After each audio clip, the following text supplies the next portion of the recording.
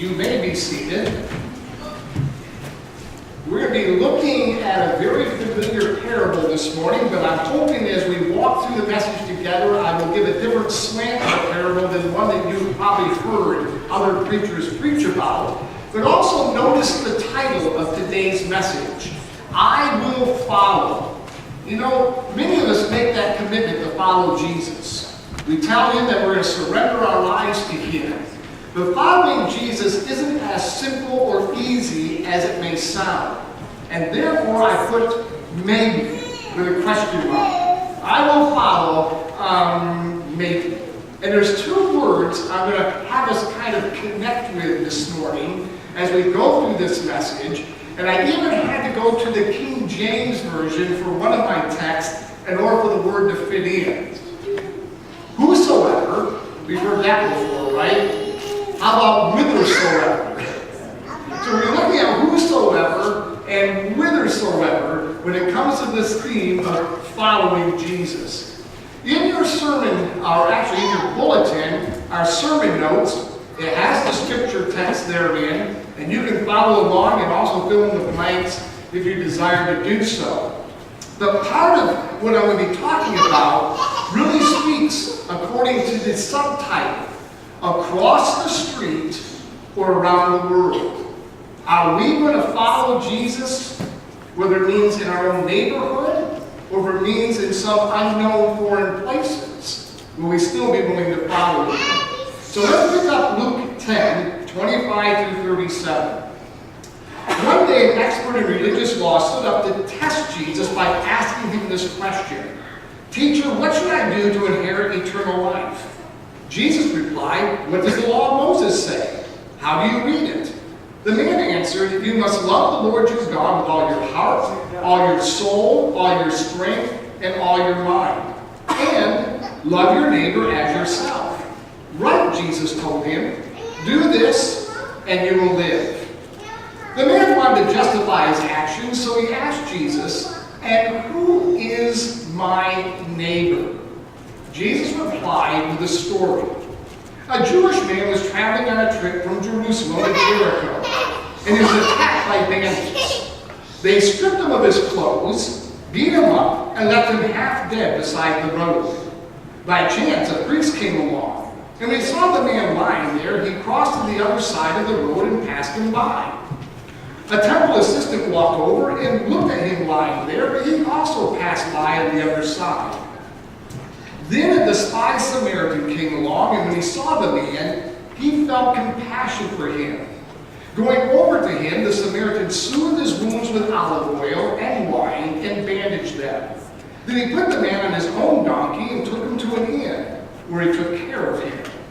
The next day he handed the innkeeper 2 silver coins, telling him, take care of this man, and if his bill runs higher than this, I'll pay you the next time I'm here. Now, which of these three would you say was a neighbor to the man who was attacked by bandits? Jesus asked. The man replied, the one who showed him mercy. Then Jesus says, yes, now go and do the same. Our next text is from Luke 9, verse 57. And it came to pass as they went in the way, a certain man said unto him, Lord, I will follow thee whithersoever thou goest. So there's where I get the whithersoever word. Well, as I read to you the parable of the Good Samaritan, have you ever noticed that sometimes when you come to church listening to a minister, they really never get to the point? How about when they say in conclusion and do everything but? You've been there before, right? They'll ask a question, and then yet the response may be 15, 20 minutes down the road before you've ever received the answer to the question. Well, in defense of us clergymen, I have to say that perhaps we got our example from Jesus himself. Because look at Luke chapter 10. The man asked Jesus a simple question. Who is my neighbor? And instead of giving an answer that I'm sure he was looking for, like, oh, the Cutters are your neighbor, or Shirley Pelkey's your neighbor, or the Jeebles are your neighbor, or the Harts are your neighbor, everybody else that's close by, they're your neighbor. He goes into a long story. Of course, it has powerful implications. And we recognize the reason Jesus tells this story is because he is beginning to reveal the genuineness or the lack thereof of this man's faith. The man only wanted to test Jesus. The man was trying to put Jesus on the spot. He was trying to point out the man's true character. But as I mentioned earlier, I've broken down the message into two words: whosoever and whithersoever. So let me try to explain. Do you, first of all, possess a whosoever kind of faith? Shortly after Penny and I got married, about 6 months into our marriage, I received a phone call. It was from a minister in Escondido, California. Apparently he had called the college that I was still attending, Oklahoma Wesleyan University, and he was asking if there was anyone there available to be a youth pastor. My name came up. So the call came for me to take my first charge in Escondido, California, which is around San Diego. So Penny and I packed our belongings after much prayer and accepting the call and headed to California to work with youth.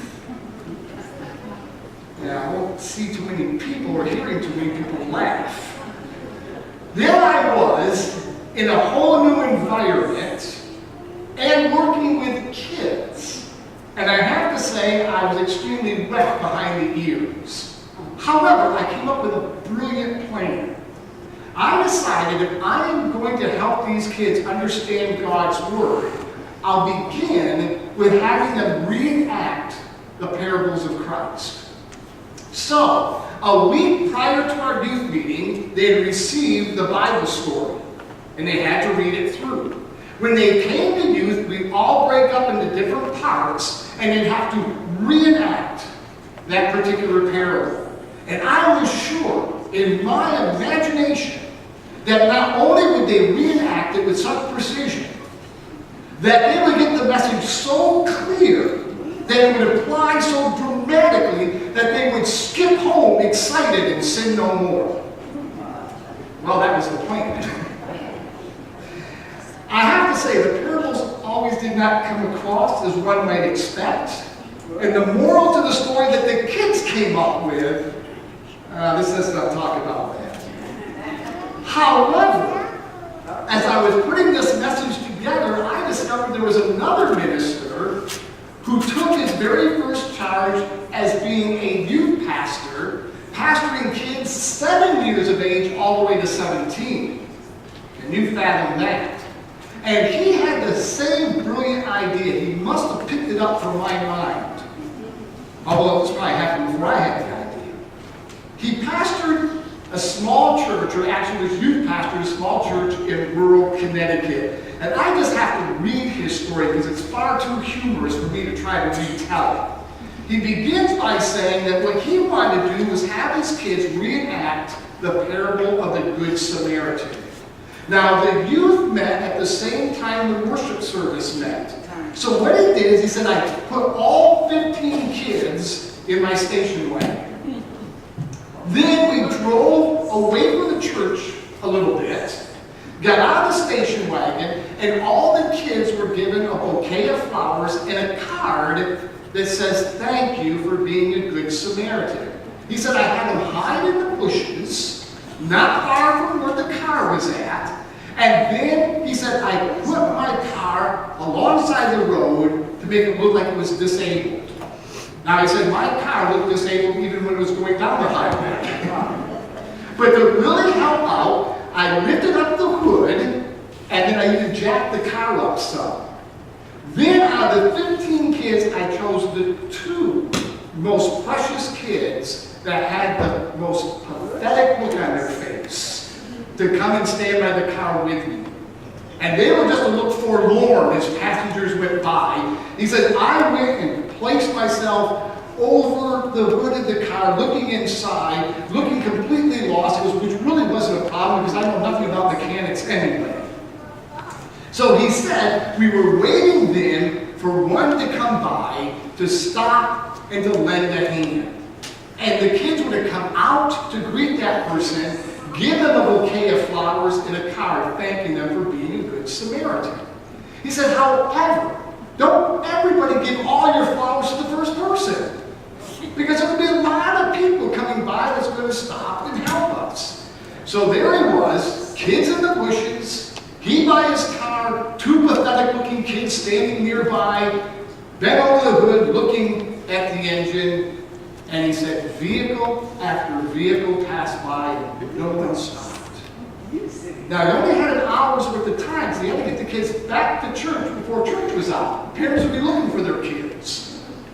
So he was so dismayed that not one person stopped. He said a few would slow down and then go on their way.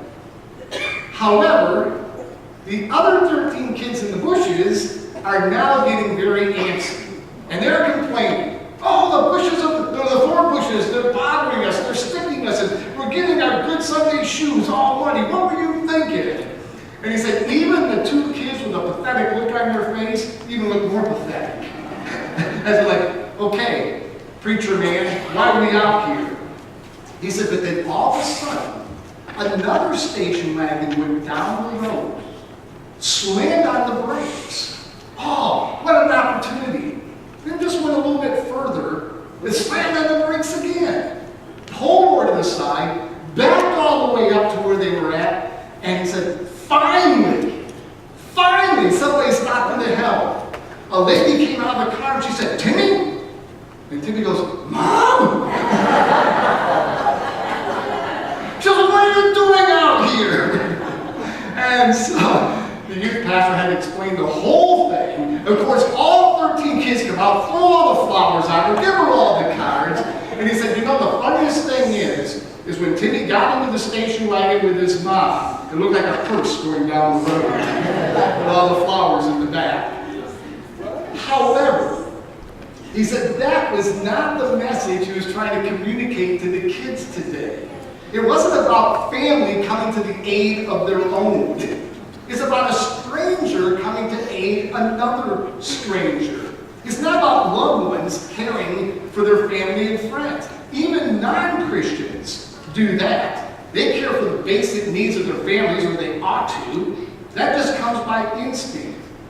You know, the story of the Good Samaritan, let me just pose this question. Wouldn't it seem to you to be a very distressing story if the Good Samaritan was walking away from his wife? If he was just leaving her? Let's say she was sick on her deathbed and he just walked away to go from Jerusalem to Jericho. Well, that would be a fun story to listen to at all, wouldn't it? Or how about he left hungry kids at home so he could just go on this vacation he had planned and didn't care much about his family any longer? But that's not the scenario that we're talking about here. We learn from this parable that as the Good Samaritan was taking this journey, he came across a man that was in desperate need. And do you know, by taking care of the man, first of all, Samaritans and Jews, they were the worst of enemies. They didn't belong anyhow. So he's taking care of one that he really doesn't like that well, or doesn't like him that well. But he takes care of him anyhow, and not only does he do that, he diverts from his original plan to take the man to an inn, or what we would call a hospital today, so he received proper treatment. Spent money out of his own pocket to make sure this man was cared for. So the parable of the Good Samaritan is, we're not supposed to set limits on who we help or how we help. We're not supposed to set limits on charity. Jesus says this from Matthew 5:46 through 47. If you love those who love you, what reward do you have? Do not even the tax collectors do the same? And if you greet only your brothers and sisters, what more are you doing than others? Here's a thought to keep in mind. Do you know that you paid your pastor to be good? But you're good for nothing. That didn't sound right there. You are good without having to be paid. Maybe that's a better way to put it. You're good just out of your nature. You're good because of who you are. The question of the Good Samaritan is not where does charity begin, but it goes deeper than that. Where does charity end? Does it end with just family and friends like all the cell phone commercials tell us about? Or does it end only when it reaches across to touch those that God brings our way that's in need? One cynic wrote this: love your enemies, But pick your neighborhood very carefully. But Jesus says they're all my neighbors. All God's children belong to me. And so in the words of the late Mr. Rogers, won't you be my neighbor? That's the attitude of heart. If we're truly following Jesus, we look beyond family and friends, even culture, and say, hey, Lord, if somebody you bring to my attention's in need, give me the capacity and the spirit and the love to step out of my comfort zone and to help them. But the second thought is, do you possess a whithersoever kind of faith? Look at Luke 9:57. It's another account that arises, and the man actually goes to Jesus volunteering his service. He says, I will follow you, Lord, whithersoever you go. Man, if you ever read that in King James, have you thought about that word much? Whithersoever. Yeah, whithersoever. Whithersoever, what is that? What in the world is whithersoever? What does Jesus mean, or what does the man mean? Well, I want to say it could mean whithersoever street in Plattsburgh, New York. Are you willing to go there? Or whithersoever Clinton County. Maybe it's whithersoever township in South Africa. Perhaps it's whithersoever in Iraq. If you were to continue to read this text from Luke 9, you would find the man went nowhere with Jesus. He walked away from Jesus. Why? Because whithersoever was too far, yet it was too close. And the price of travel was far too expensive. So where would be the whithersoever that God would call you to? First of all, he's calling you to people. That's the whosoever. But he's also calling you to a place. It could be even in your own home with those that don't know Jesus Christ, and you need to be the example and the witness. It could be in your workplace. It could be at school. It could be in your community. It could be in your neighborhood. Are you willing to be called of God in those areas? Or do you know it could be in a place that you never thought of? A place extremely foreign to you. For those that are new to Turnpike Wesleyan Church, let me share just a really quick bit of history. There was a young girl that grew up in this church. A young girl who is serving the Lord faithfully. She's not young any longer, but still serving the Lord faithfully. I dare say when she was growing up in this church, she never thought much about anything except serving here at home. Serving the family at Turnpike Wesleyan. Being used of God in that capacity. And yet, in a few weeks, this lady will be heading back to Indonesia, where she has served so faithfully alongside her husband. Her name, when she was attending this church, was Kathy Banker. But she happened to come across a man by the name of Mark Tabor. And she fell in love with Mark Tabor, and the two got married. Mark came from a church that Penny and I pastored for 15 years in Ellington, Connecticut. Mark's dad founded the church there. Can you imagine Penny and I have had the privilege of pastoring in Connecticut and here in Plattsburgh and know about this two that came together as a couple and are faithfully serving God? I don't think Mark and Kathy, when they were growing up, ever thought about the whithersoever Indonesia. I don't know if they were whithersoever even want to think about Indonesia. But God laid it upon their heart. And you know what? They answered the call. They followed God. They didn't turn aside. They didn't say no. They didn't say that it was going to be too costly. It was going to be too difficult. It wasn't a road that they really wanted to travel. But they decided that God's way is the only way. That's whithersoever. You see, it's a strange place. It can be a familiar place or a foreign place. It can be a place that's very near or a place far away. It can be a place that's large or small, but really encompasses the whole world. To go with Jesus to the land of whithersoever might mean going to a lot of places you and I would prefer to avoid. After my wife and I served for a while as youth pastors in Escondido, California, we received another call. It was from the district superintendent in Kansas, asking us if we would consider going to Garden City, Kansas to take our very first full-time charge. Let me back up a step. When I was attending Oklahoma Wesleyan University, I had a chance to go with a friend, Victor Jones, to his hometown in Syracuse, Kansas. He invited me to go with him one weekend so that we could visit his family, go to his home church. He asked me to bring some gospel illustrations along, and he said, I'm sure my pastor will want you to do that for the congregation. And so I was excited. Weekend away from college life. And so we got in the vehicle and we were heading up western Kansas. Oh, what a desolate place that was. We are going up through the land of nowhere. It was dry. It was dead.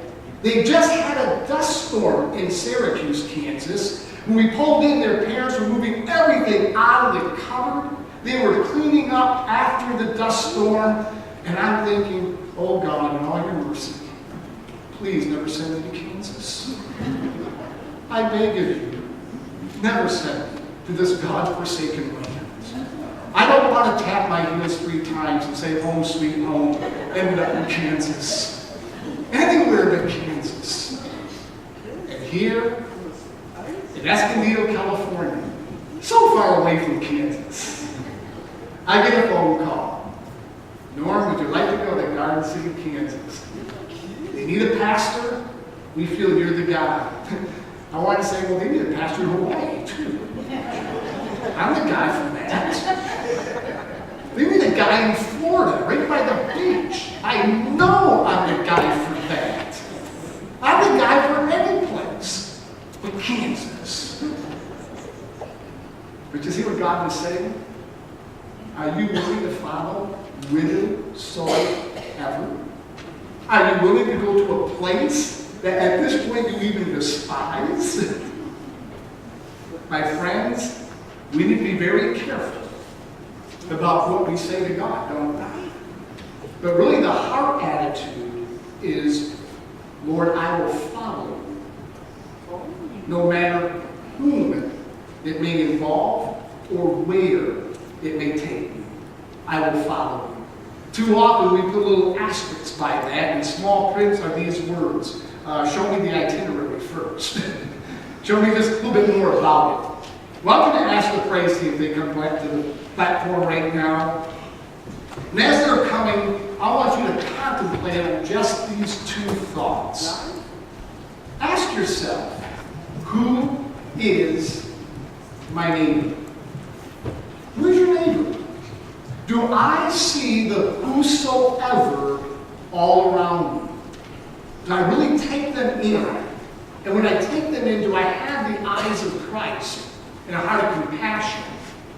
And then the second question, am I willing to pay the price of going to the land of wheresoever? No matter where that might be. And a lot of times it really is right where you're at. That's your sphere of influence that God wants your testimony and your light to shine. But are you willing to let your heart be open and say, God, if you take me far away, if that is your plan, I'm willing to abide. So as we stand together and sing this final song, keep those questions in mind, and I pray you'll make a commitment today on the whosoever and the whithersoever.